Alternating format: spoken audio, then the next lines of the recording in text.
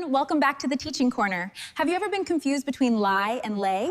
Should you say, I'm gonna lay down or I'm gonna lie down? This is one of the most confusing topics in English, but today I'll make it super easy. Let's begin. Before learning any grammar rule, let's understand what these words actually mean.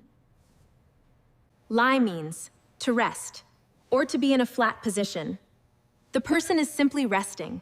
Nothing is being moved. I lie on the bed. The baby is lying in the crib. The dog is lying under the table.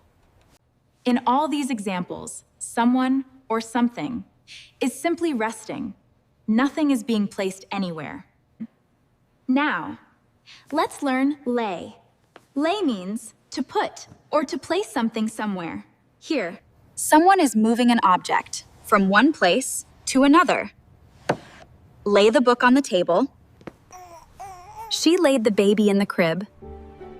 He is laying the plates on the table. Notice something. Every sentence tells us what is being placed. Now, look at this sentence. Please lay the book on the table. Ask yourself, what are we placing? The book. Since we're placing something, we use lay. Remember the easiest rule. Lie means rest, and lay means place something.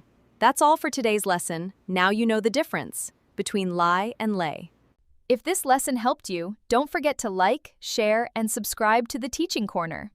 Thanks for watching. See you in the next lesson. Happy learning!